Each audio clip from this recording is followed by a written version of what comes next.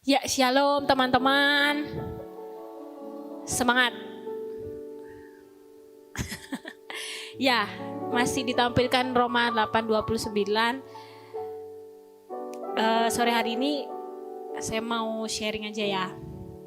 Jadi serupa dengan Kristus memang hal yang tidak mudah, teman-teman. Saya juga diproses dengan itu, dan saya percaya masing-masing kita juga diproses dengan itu, serupa dengan Kristus melalui banyak hal yang Tuhan izinkan terjadi.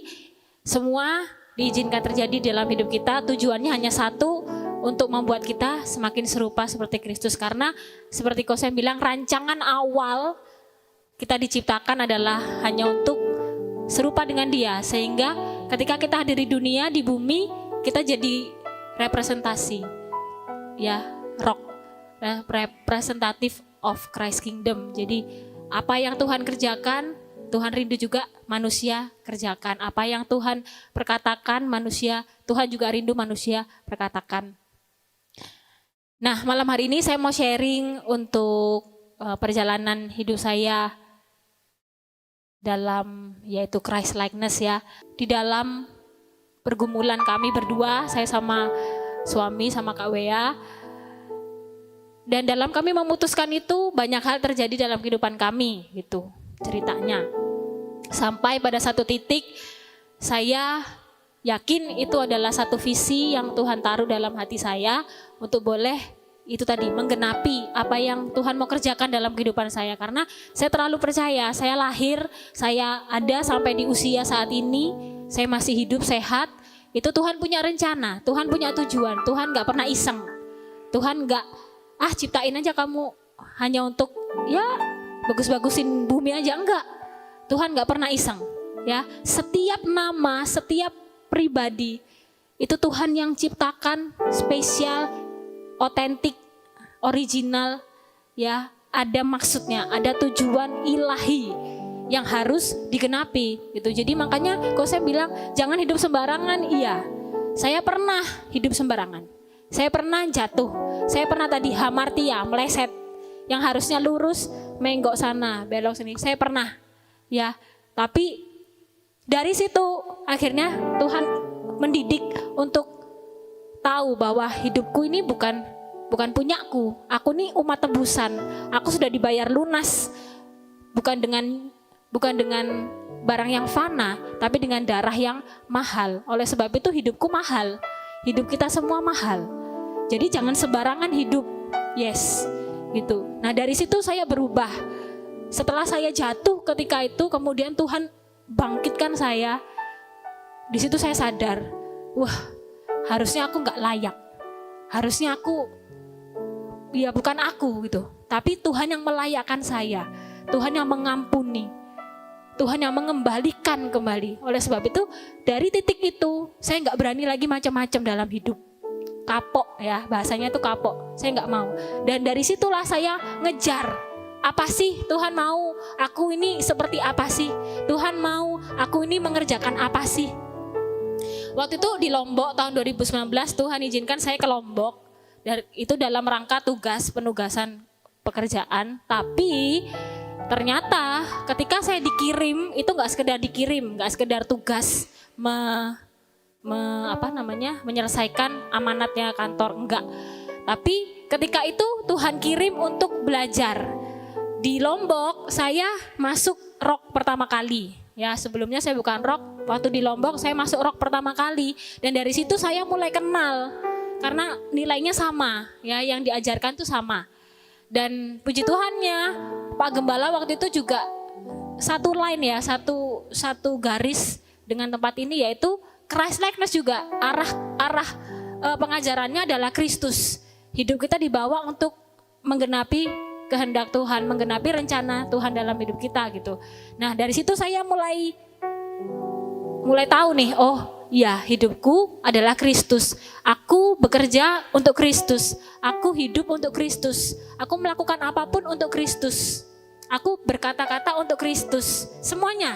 Bahkan aku nyanyi untuk Kristus. Waktu itu semuanya. Setiap detail dalam kehidupanku itu untuk Kristus gitu. Diarahkannya. Nah, dari situ mulailah saya belajar. Saya sampai akhirnya selesai masa tugas 2 tahun karena saya memilih untuk menikah. Ya, waktu itu juga dalam pergumulan menikah, keputusan untuk menikah. Memutuskan menikah waktu itu juga dalam satu pengertian aku menikah untuk Kristus. Aku menikah bukan hanya untuk timelinenya hidup ya. Umur segini harus nikah. Enggak, puji Tuhan waktu itu sudah dikasih pengertian bahwa aku menikah, Tuhan akan menggenapi lebih dahsyat. Kalau satu orang dipakai lebih dahsyat, berdua harusnya lebih dahsyat lagi. Ya, seperti Kosem dan Cemaurin contohnya, teladan ya. Nah, itu sehingga saya memutuskan untuk menikah sama Kak Wea ini. Kemudian ikutlah saya ke Sampit ya, karena tinggal di Sampit. Jadi saya diboyong ke Sampit. Nah, sampai Sampit saya tanya lagi sama Tuhan. Oke, sudah di Sampit. Nah, Tuhan mau apa? Tuhan mau aku ngapain di Sampit? Apa yang Tuhan mau kerjakan lewat hidupku di Sampit? Beberapa hal saya coba sampai akhirnya saya buka kursus vokal untuk anak-anak waktu itu ya. Untuk anak-anak. Berjalannya waktu saya kenal banyak anak-anak. Saya happy karena walaupun ilmu saya gak banyak, ilmu saya itu dasar banget. tapi bisa bermanfaat untuk mereka yang ya masih kecil-kecil gitu ya. Mereka bisa kenal nada, bisa nyanyi dari yang awalnya suaranya fales, sekarang mulai bisa kenal nada. Dari yang gak tahu lagu ini sekarang tahu lagu ini. Puji Tuhan, saya bersyukur ada di area situ. Nah, sampai akhirnya saya ketemu sama satu anak yang kebutuhan khusus teman-teman, itu autis.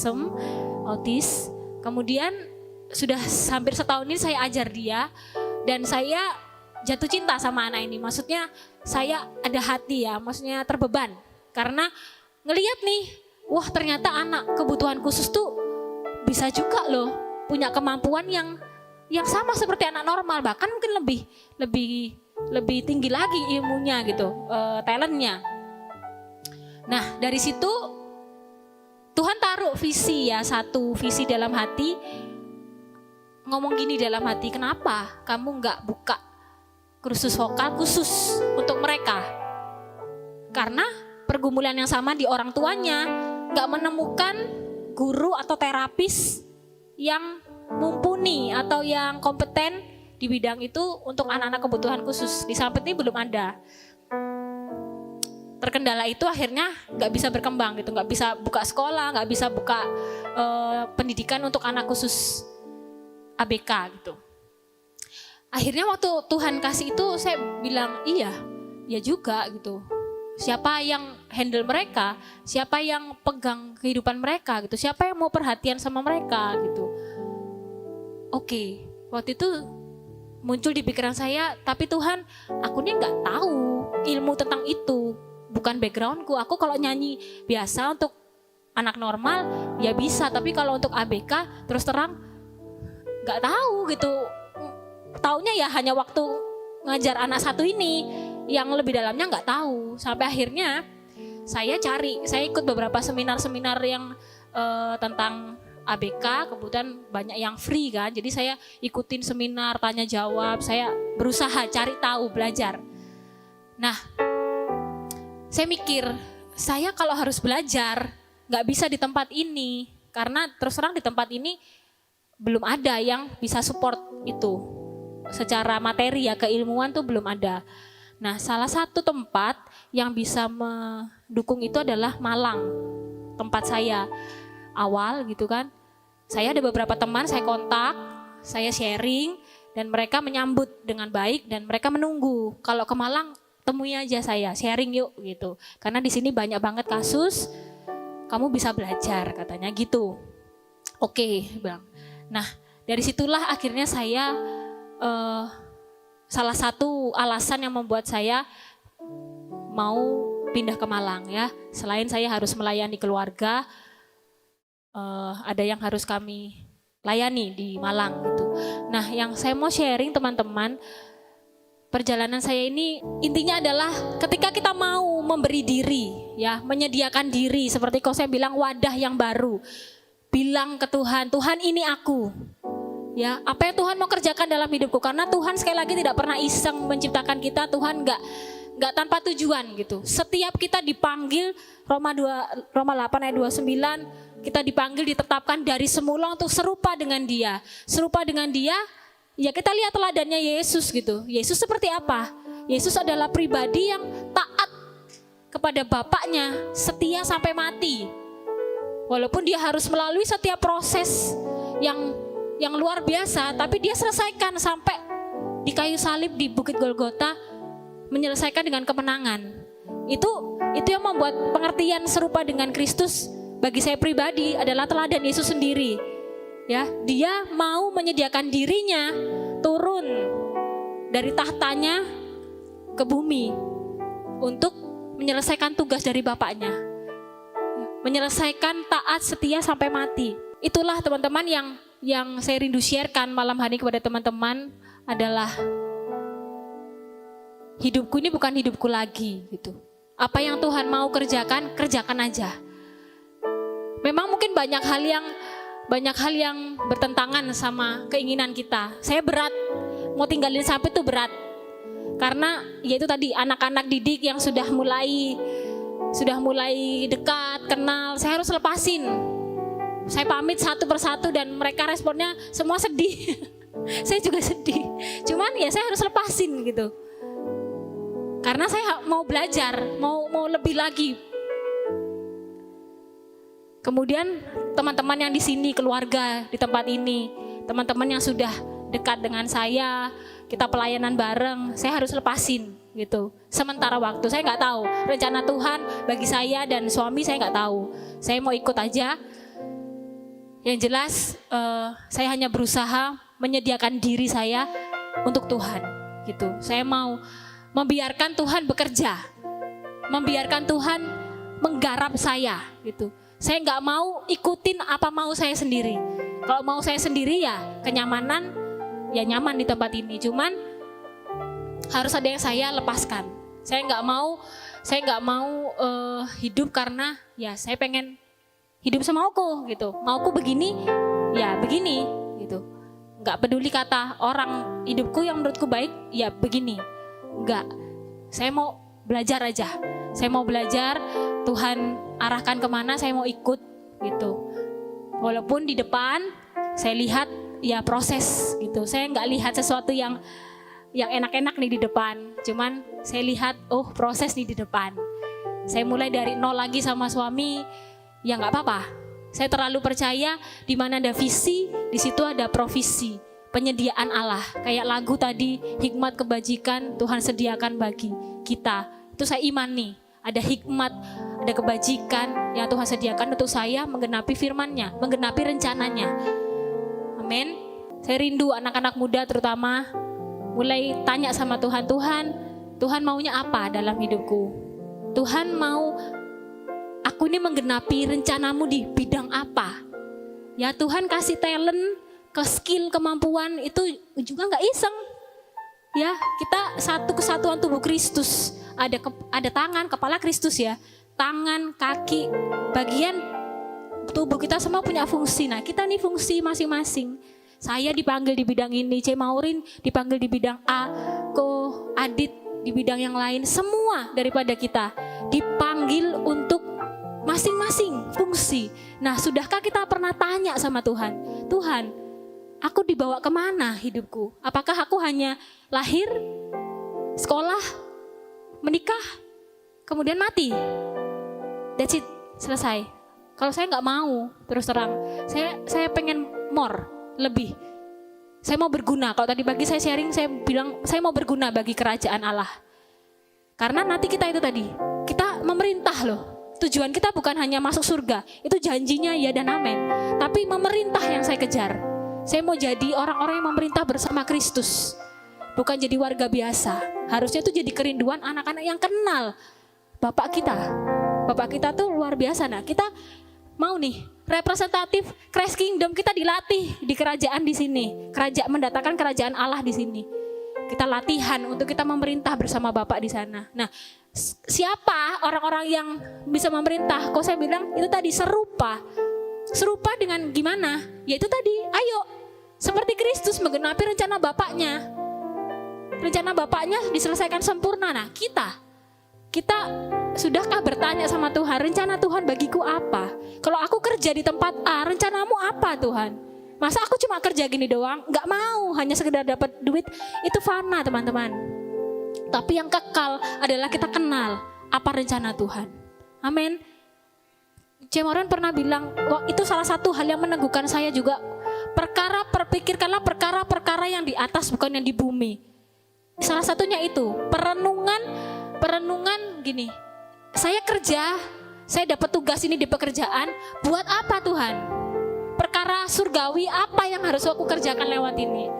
Aku melayani, perkara surgawi apa yang harus aku kerjakan? Aku di tengah keluarga yang seperti ini, perkara surgawi apa yang harus aku kerjakan? Aku menghadapi masalah ini, perkara surgawi apa yang aku harus kerjakan? Itu nilai yang harus kita bawa teman-teman. Jangan sekedar hidup, hanya hidup gitu loh, enggak. Ya jangan, rugi kita. Kita nih sekali lagi ditebus dengan darah yang mahal. Kalau hidup kita biasa-biasa aja, rugi gitu. Jadi itu yang jadi semangat kita hidup. Ya, semangat kita bekerja, semangat kita melayani, semangat kita apapun yang kita kerjakan yang berkenan di hadapan Tuhan. Dasarnya itu teman-teman, menyenangkan hati Tuhan. Oh, itu lebih dari segalanya, beneran. Saya sudah alami itu. Saya udah sekarang ini, saya udah nggak terlalu pikir hidup saya di dunia. Maksudnya, saya nggak pikir hal-hal yang daging ya. Maksudnya yang memuaskan diriku sendiri, enggak. Firman Tuhan bilang ada makanan, ada pakaian cukup. Ya lebih dari itu keinginan daging kita. Tapi yang jadi kerinduan utama kehidupan orang-orang Kristen harusnya Yesus sendiri. Kalau kita bisa nyanyi Yesus segalanya, apa buktinya Yesus segalanya? Seberapa jauh hidup kita mau kita kasih supaya jadi Yesus yang segalanya? Apakah pekerjaan kita yang segalanya? Apakah pasangan kita yang segalanya? Atau hal-hal lain yang dunia tawarkan jadi segalanya? Nah itu merenungkan teman-teman. Saya ajak anak-anak muda, ayo ya jangan mau biasa-biasa aja hidup. Amin. Kejar Yesus saja, kejar Yesus saja. Ya dalam setiap hal. Intan luar biasa dipanggil jadi City Mall, Sampit Miss City Mall. Tanya sama Tuhan, Tuhan mau apa? Ya kan? Tuhan mau pakai aku lewat ini apa? Yuk kerja sama aku. Kerja sama antara kita sama Tuhan itu melahirkan sesuatu yang dahsyat. Kalau kita mau kerja sama, Tuhan rindu banget. Tapi kalau kita nggak ngejar dia, nggak nyampe titiknya. Nah itu yang mau saya sharingkan karena ini, kayak kebakar di dalam diri saya tuh. Aku mau sampai titik itu Tuhan. Sampai titik itu Tuhan. Sebelum Tuhan panggil aku pulang, aku mau selesaikan itu. Sehingga ketika saya pulang menghadap Tuhan, saya bawa nih persembahan hidupku. Nih, sudah tak kerjakan. Itu yang jadi kerinduan saya teman-teman. Makanya saya mau ikut ya, kemana Tuhan mau bawa, kemana Tuhan mau proses, ikut aja. Saya mau ikut, seberapapun harga yang harus dibayar, saya mau ikut. Itu, saya mau dididik, saya mau diajari. Amin. Ya, itu mungkin teman-teman, ya bukan hanya semangat motivasi ini, tapi ini kebenaran. Ya, anak-anak Tuhan jangan mau hidup sekedarnya, ndak, rugi kita. Ya, harus lebih dari itu. Tanya setiap hari, Tuhan mau apa? Tuhan tunjukkan jalan dan kebenaran dalam kehidupanku. Tuhan mau bawa. Tuhan sendiri kok janji, aku akan menunjukkan kepadamu jalan-jalan yang harus kau tempuh. Mazmur berapa saya lupa, cari sendiri teman-teman. Itu saya pegang. Oh Tuhan yang mau tunjukkan, ya aku tanya. Tuhan tunjukin. Dan Tuhan pasti akan buka pengertian demi pengertian. Asal itu tadi wadahnya baru teman-teman. Ya wadahnya baru, tersedia buat Tuhan nih, tak kasih Tuhan, tak kasih. Ya kerinduanku bukan yang lain-lain, kerinduanku bukan yang tentang dunia ini, enggak. Kerinduanku ini hanya Tuhan. Wes itu tok teman-teman. Rasakan sendiri hidupmu akan berarti. Ya bukan dunia yang buat kalian berarti, enggak. Dunia tidak pernah akan membuat kalian berarti, itu hanya sementara. Tapi Kristus ya kekal. Amin.